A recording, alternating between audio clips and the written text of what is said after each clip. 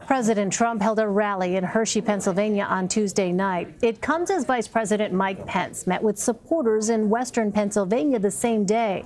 Earlier, I spoke with Jon Delano, the money and politics editor for our Pittsburgh station KDKA, about the vice president's influence in the state. Knowing the political terrain as well as you do there in western Pennsylvania. Always good to be with you, Elaine. A little bit of a delay, but knowing the political terrain as you do, Thank Jon, you.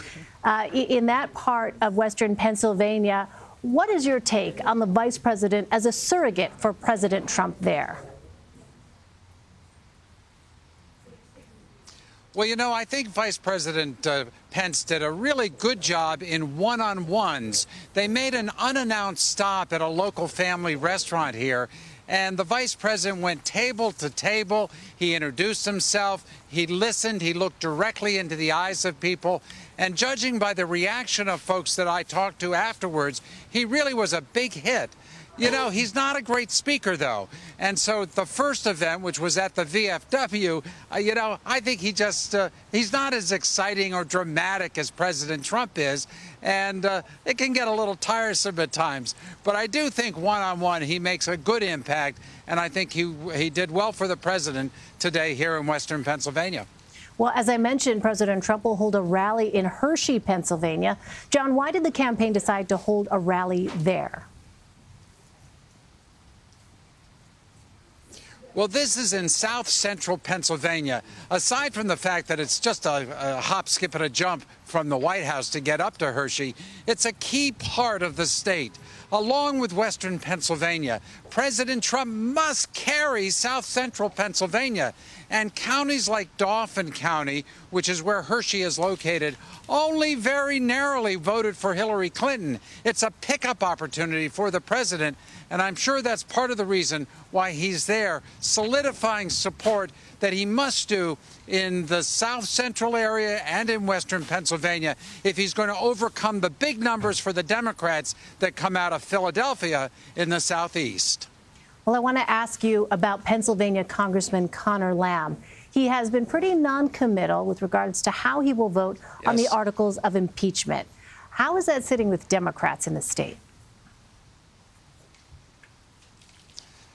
Well, you know, it's very interesting because although Congressman Lamb said he supported the inquiry, because that's what a good prosecutor, and he's a former federal prosecutor, that's what a good prosecutor would do, he has made no judgments about whether he's voting for the articles of impeachment.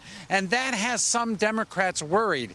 As a consequence, he's been having some demonstrations, some protests outside his congressional offices. And there are more coming just before the vote, which I gather could be next week sometime.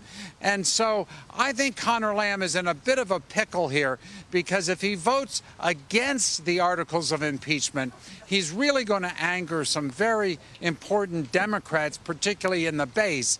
At the same time, in a swing district that the president carried by 2.5 points in 2016, you don't really want to alienate the Trump voters. So he's between a rock and a hard place. He's one of those Democrats that I think you're going to watch closely as the rest of this impeachment vote unfolds. Absolutely. Well, looking ahead to this weekend, 6 Democratic presidential candidates will head to Pittsburgh. What are you looking for from their visit? Yeah, all the major Democratic candidates from Vice President Biden through Senator Sanders and Senator Elizabeth Warren, Pete Buttigieg, they're all coming to Pittsburgh this weekend.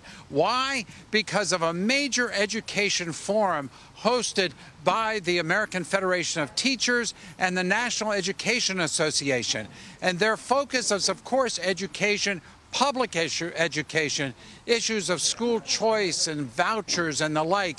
And they're looking for the Democrats to strongly support public education. This will be an opportunity, no doubt, for the candidates to try to distinguish themselves. Although on these issues, they seem to agree on everything when it comes to education. So I think it's more of an opportunity to introduce themselves again to a very important constituency in the Democratic Party, and that is teachers.